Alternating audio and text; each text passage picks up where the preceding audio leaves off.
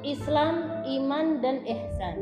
Dan hal ini malaikat Jibril, ya, jadi ada hadisnya.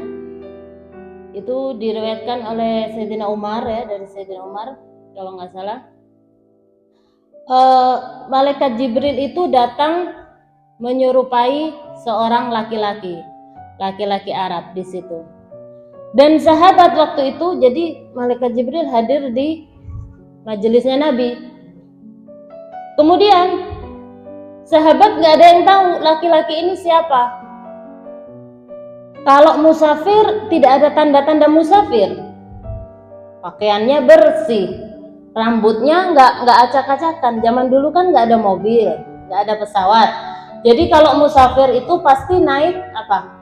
Kalau nggak unta, kuda, kalau nggak ya keledai. Dan Arab tahu sendiri, tanah Arab itu pasir, padang pasir.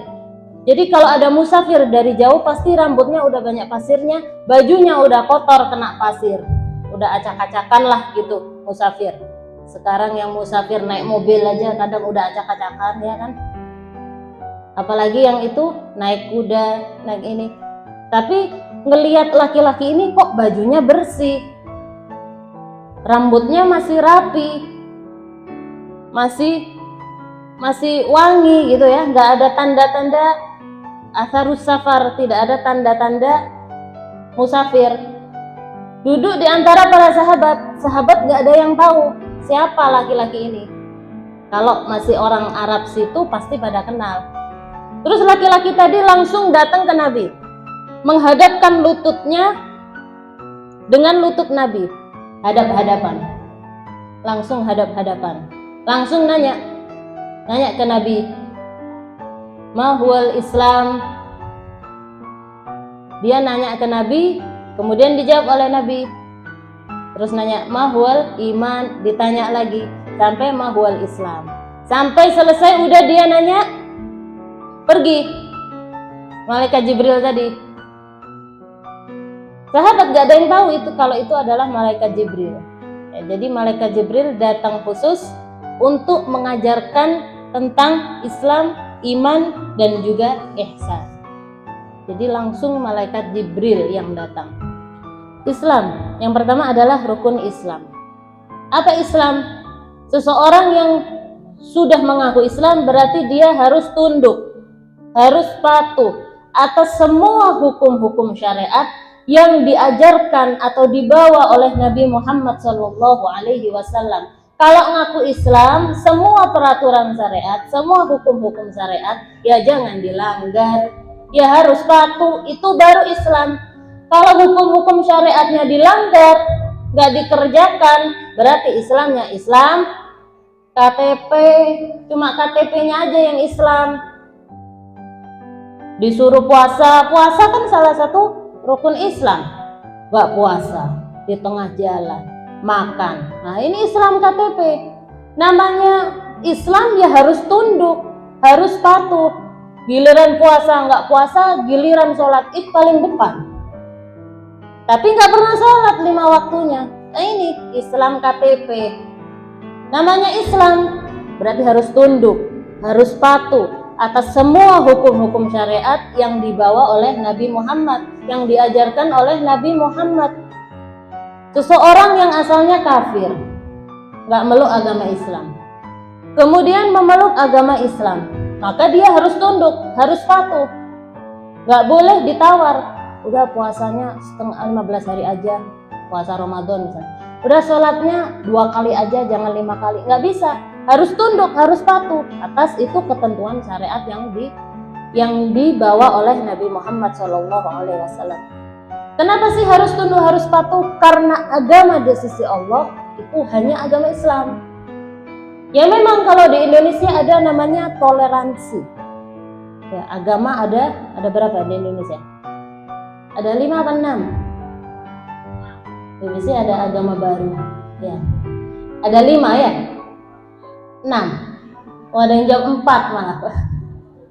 Ada 5 di Indonesia. Tapi di sisi Allah hanya satu agama, yaitu agama Islam. Agama yang diridhoi Allah hanya agama Islam. Dan barang siapa, kata Allah, yang memilih agama selain Islam, yang menjadikan agamanya selain Islam, dan dia meninggal bukan dalam keadaan Islam, maka di akhirat dia akan merugi. Dia akan merugi nanti di akhirat. Jadi Islam itu tiket masuk surga itu harus muslim dan mukmin. Meninggal dalam keadaan Islam, ya, bukan meninggal dalam keadaan kafir. Kemudian meninggal membawa iman. Itu tiketnya surga. Harus muslim dulu. Dan semua ibadah itu syaratnya harus Islam dulu. Meskipun itu ibadah sunnah. Sholat, syarat sahnya sholat apa? Ya muslim pertama. Wudhu, syarat sahnya wudhu apa? Muslim, harus Islam. Tidak sah wudhunya orang yang kafir, nggak sah. Meskipun itu ibadah sunnah, sedekah, sodakoh, bangun masjid orang kafir tadi, nggak dianggap, nggak ada pahalanya. Karena agama di sisi Allah hanya agama Islam. Ibadah banyak, tapi orang kafir nggak diterima ibadahnya. Syaratnya ibadah adalah Islam. Makanya orang yang baru masuk Islam bukan disuruh sholat dulu, bukan disuruh puasa dulu, baca syahadat dulu. Karena syaratnya Islam ya syahadat dulu pertamanya. Kalau orang kafir ibadahnya banyak misalnya, rajin puasa. Kalah yang muslim misalnya, puasa terus setiap bulannya, puasa berapa kali. Sedekahnya banyak buat masjid misalnya, itu nggak dianggap. Bahkan ibaratkan seperti seseorang yang membangun rumah, membangun bangunan di atas ombak. Gimana kalau ada bangunan di atas ombak? Nggak nyampe 5 menit langsung habis.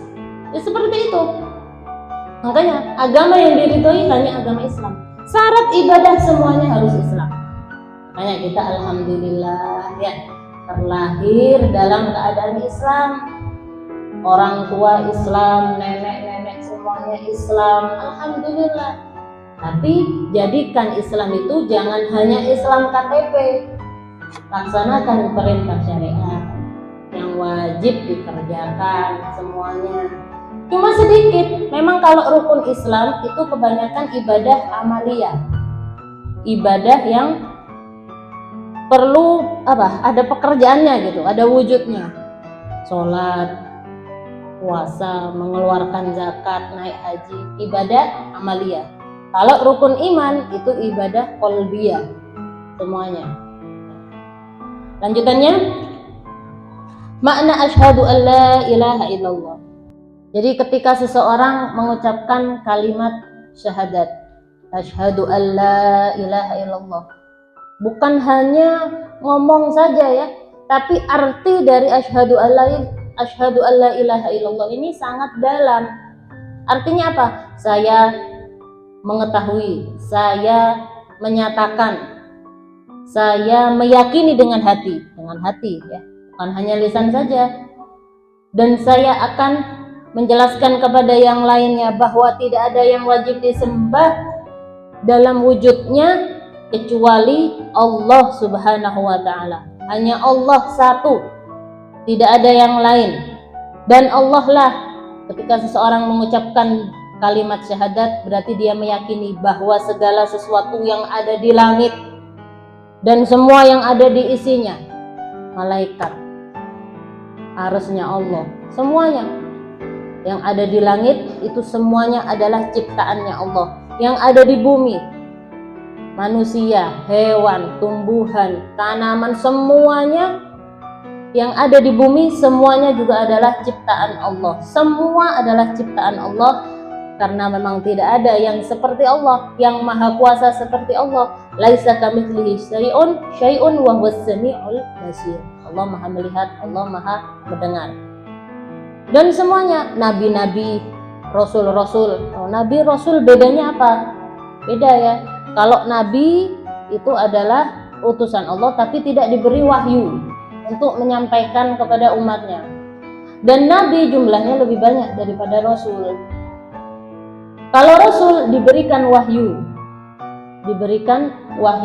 dan untuk umatnya. Dan Nabi dan Rasul yang wajib ketahui hanya 25 yang wajib diketahui. Ya, tapi jumlahnya ada banyak. Wal aulia, para wali-walinya Allah, orang-orang yang dekat dengan Allah, orang-orang yang dicintai oleh Allah. Bahkan para pemimpin yang ada di dunia, sekuat apapun mereka, tetap mereka itu hambanya Allah, nggak bisa menandingi Allah. Muslimun, orang muslim, orang kafir, itu juga makhluknya Allah, ciptaannya Allah, hambanya Allah juga orang kafir itu. Nah, makanya yang diridhoi oleh Allah hanya agama Islam. Kafir itu hambanya Allah, tapi mereka menyekutukan Allah. Bagaimana itu? Setiap harinya berarti hitungannya udah gimana? Udah dosa. Makanya seorang kafir ketika dia masuk Islam harus baca syahadat dulu, meyakinkan dulu dengan hatinya bahwa tidak ada yang wajib disembah kecuali Allah. Setan-setan dan jin itu juga hambanya Allah, di bawah kekuasaannya Allah. Allah tetap yang kuasa. Makanya kita ini kadang ya, umat Islam ini ya, ngakunya beriman, tapi takutnya sama setan, sama jin, dibanding takut sama Allah. Ya kan? Kita ini lebih takut sama setan, sama jin, dibanding takut sama Allah. Kadang maksiat terang-terangan loh, terang-terangan, dan dia tahu kalau itu bermaksiat, gak ada takutnya sama sekali ke Allah. Tapi giliran ada cerita setan, ya, giliran ada sesuatu yang berbau mistis, urusannya sama setan, sama jin, takutnya setengah mati. Padahal setan, jin itu lebih takut kepada orang yang beriman. Dia takut kepada orang yang beriman. Tapi kita bukannya takut kepada Allah, malah takut kepada setan, kepada jin. Padahal itu hambanya Allah, makhluknya Allah, itu di bawah kekuasaannya Allah. Maka takut itu kepada Allah, jangan takut kepada setan. Setan itu takut kepada kita. Kita sholat aja, sholat yang benar, sholatnya khusyuk, bener-bener sholatnya ya, nggak kepikiran sini, kepikiran situ, nggak kepikiran masakan, nggak kepikiran jemuran. Pas sholatnya, sholat yang bener-bener khusyuk, itu di badan kita itu akan bercahaya. Setan udah takut. Makanya orang yang sholatnya bener aja, habis sholat baca zikir, ya, sholat bener aja, itu setan nggak akan ganggu, nggak akan berani ganggu. Apalagi orang yang mulazamah, yang istiqomah, baca wirid, baca rotib, ya, itu setan tambah nggak berani. Makanya sholatnya yang bener, takut setan sudah. Nah kita ini takutnya luar biasa sama setan. Kalau ada yang bau jin, bau ini ya, ngelihat filmnya aja, filmnya loh padahal itu udah takut ya. Apalagi ngelihat wujudnya asli. Tapi ke Allah nggak ada takut-takutnya. Nah ini keliru ya. Ke Allah nggak ada takutnya. Maksiat tiap hari nggak ada takutnya sama Allah. Padahal Allah itu mengawasi. Allah itu mengetahui bahkan yang tersembunyi di dalam hati. Orang bisa nggak tahu, tapi Allah tahu. Ya kita kan kadang kalau di depan kadang baik, tapi di belakang kan belum tentu. Orang yang kadang di depan kita baik, di belakang belum tentu. Dan kita berhusnudzon, oh dia baik sama saya. Tapi Allah nggak bisa ditipu seperti itu. Allah tahu, ya'lamu kha'inatal a'yun. Tipuannya mata Allah tahu. Dan yang tersembunyi di dalam hati Allah tahu. Nggak bisa ditipu kalau Allah tahu bagaimana di dalam hati kita ini. Seberapa busuknya hati kita Allah itu tahu. Seberapa jeleknya hati kita Allah tahu.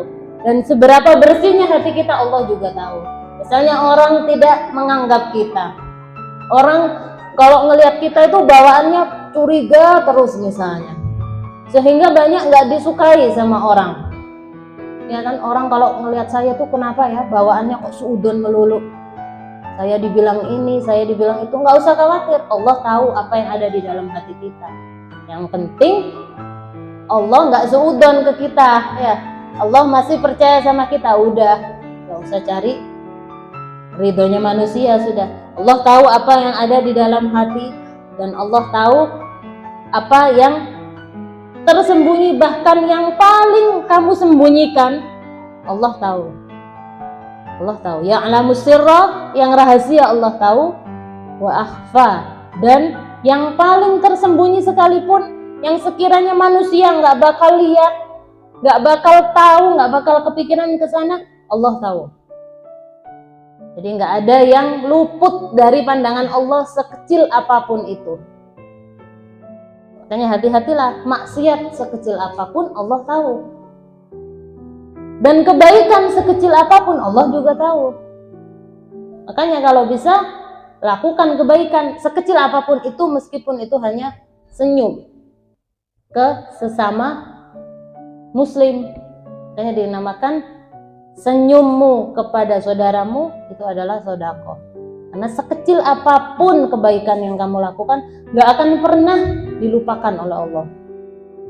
Begitu juga kemaksiatan. Sekecil apapun maksiat yang kamu lakukan, kecil maksiat cuma goda temennya, tapi temennya tersinggung digoda, kan kayak remeh ya, cuma digoda gitu aja marah gitu, tapi tersinggung, dosa loh itu.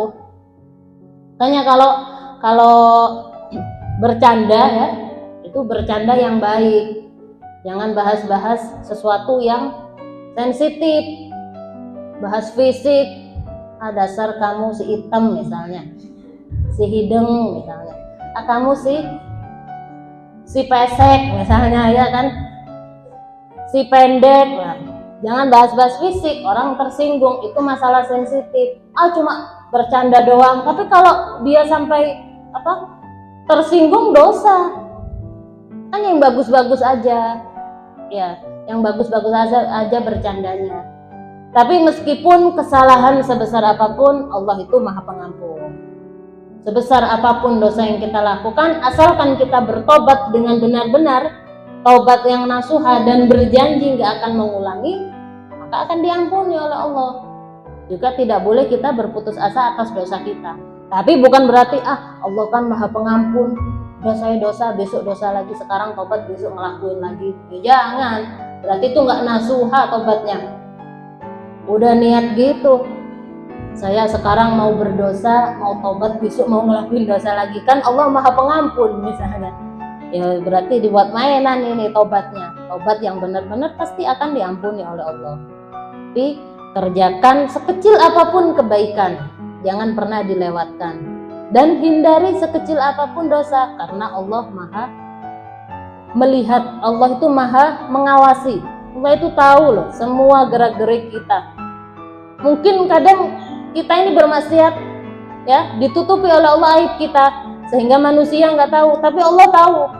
Kita lupa bahwa Allah tahu. Aib kita mungkin ditutupi sehingga manusia itu nyangka kita baik-baik aja. Ini orang baik, padahal aslinya kita banyak maksiat misalnya. Tapi Allah tahu sekecil apapun kejelekan yang kita lakukan, meskipun itu cuma omongan yang menyakitkan tetangganya. Misalnya kalau ibu-ibu kan sukanya apa sama tetangga gitu, kalau bahasa Jawanya itu nonggo namanya. Jadi suka duduk-duduk sama tetangga, ya kan, nanti ngomongnya udah jauh kemana-mana. Hanya ini yang diserang, ini tetangganya bilang gini, saya mau gini gitu kan. Akhirnya omongan yang menyakitkan, ini cuma sekecil itu aja yang menyakitkan hati orang, ya, itu Allah tahu. Makanya ketika seseorang membaca syahadat, itu meyakini bahwa Allah itu selalu mengawasi kita. Ya. Lanjutannya dikit lagi. Makna asyhadu anna Muhammadar Rasulullah. Makna asyhadu anna Muhammadar Rasulullah. Kalau tadi asyhadu an la ilaha illallah wa asyhadu anna Muhammadar Rasulullah, a'lamu, aku tahu, wa atahaqqaqu, dan aku menyatakan, wa atayaqqanu, dan aku meyakini, biqalbi, dengan hatiku, wa ubayyinu li ghairi, dan aku menjelaskan kepada selain diriku, anna sayyidana Muhammadan, bahwa sesungguhnya Sayyidina Muhammad bin Abdillah bin Abdul Muttalib bin Hashim bin Abdi Manaf Al-Quraisy. Rasulun adalah seorang rasul min indillah, di sisi Allah, wa arsalahu Allah ila kafatil khalqi, yang diutus oleh Allah ila kafatil khalqi, kepada seluruh manusia, bidinil Islam, dengan agama Islam. Fayajibu, maka wajib, alaina, atas kita, al-imanu bih, beriman kepada Nabi Muhammad sallallahu alaihi wasallam, wa tasdiqu, dan membenarkan, bikulli ma akhbaro, semua yang dikabarkan, anillahi, semua yang dikabarkan bihi, kepada Rasul, anillah, itu dari Allah, min umuriddin, dari perkara-perkara agama, wad dunya wal akhirah, di dunia dan di akhirat. Kalau sudah membaca syahadat asyhadu an la ilaha illallah, pasti lanjutannya adalah asyhadu anna Muhammadar Rasulullah.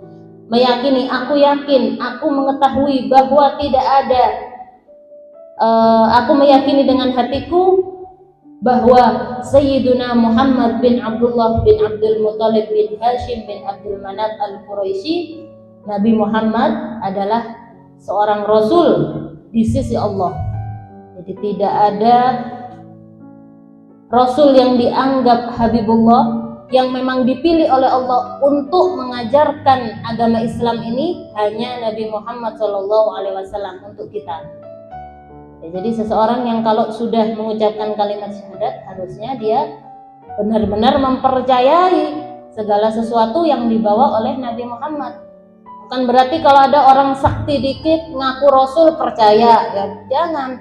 Kalau orang sudah mengucapkan 2 kalimat syahadat, pasti dia harus meyakini nggak ada Rasul lain yang diutus oleh Allah untuk membawa agama Islam bagi kita kecuali Nabi Muhammad Sallallahu Alaihi Wasallam.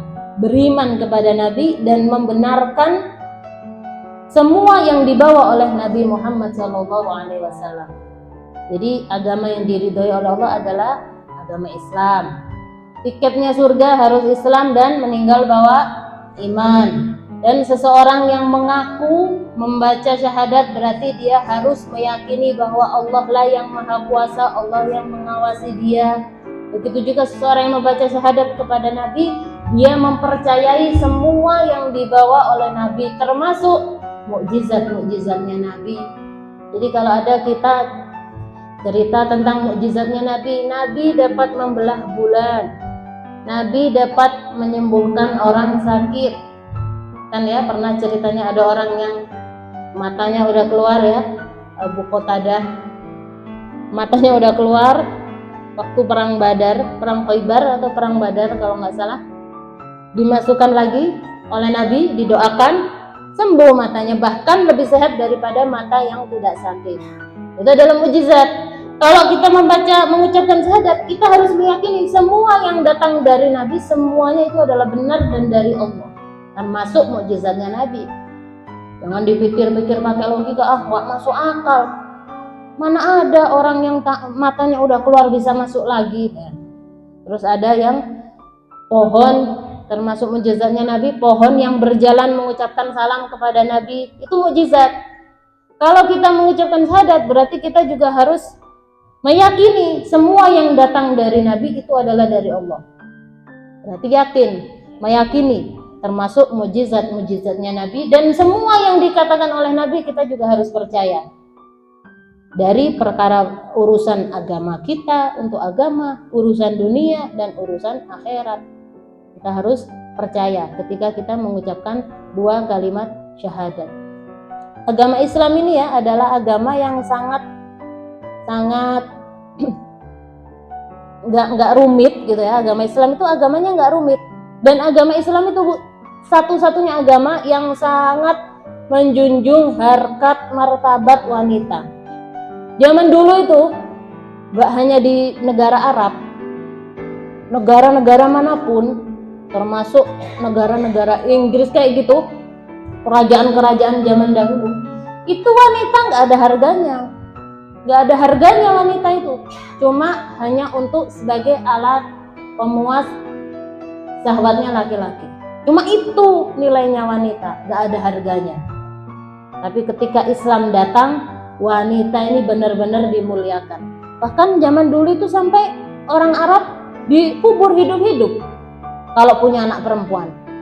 Daripada anak saya nanti cuma buat alat pemuat syahwatnya laki-laki, kasihan hidupnya, udah saya matiin aja, dikubur hidup-hidup kalau punya anak perempuan. Memang wanita itu nggak ada harganya sama sekali zaman dulu itu, nggak dihormati sama sekali. Semua dunia mungkin tidak menganggap wanita, tapi Islam datang sangat memuliakan wanita. Makanya wanita disuruh nutup aurat. Itu bukan mengekang, tapi itu untuk melindungi mereka, melindungi dari mata-mata jahat.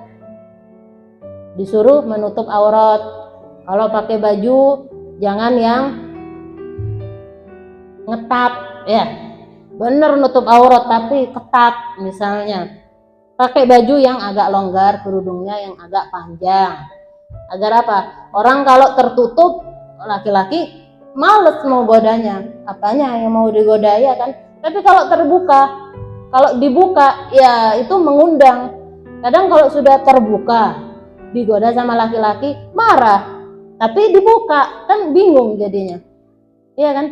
Pahanya dibuka, digoda sama laki-laki, marah dianya, tapi dibuka pahanya, ya kan? Jadi jangan salahkan laki-lakinya kalau seperti itu. Makanya di Islam suruh nutup aurat. Bahkan kalau bisa memakai cadar, ya, pakai cadar itu terhindar dari sinar ultraviolet, ya. Jadi nggak ada bintik-bintik hitamnya, ya kan, ditutup, ya kan, nggak pakai krim lagi, udah terhindar kalau pakai cadar. Nah, kalau orang yang bercadar kan, jadi sinar wajahnya beda, soalnya ditutup terus, ya, dan tidak terkena sinar ultraviolet. Makanya pingin wajahnya pakai apa perawatannya, pakai cadar perawatannya. Insya Allah bersih wajahnya, nggak kena sinar matahari, nggak perlu pakai masker lagi. Kalau masker kan ngap, ya, kalau masker. Tapi kalau cadar longgar, jadi nggak ngap. Tapi yang penting ditutup dulu auratnya, kerudungnya yang benar, bajunya yang benar, benar-benar gitu. Itu melindungi wanita dan itu ajaran Islam. Ketika seseorang menyatakan syahadat kepada Nabi, berarti membenarkan semua yang dibawa oleh Nabi, termasuk perintah dalam menutup aurat. Semoga kita semua dijadikan muslimah-muslimah yang sholihah, yang benar-benar dalam menjaga aurat dan juga benar-benar dalam memahami Islam, dan Allah berikan kita pemahaman dalam memahami semua tentang agama Islam. Wallahu a'lam bishawab. Assalamualaikum warahmatullahi wabarakatuh.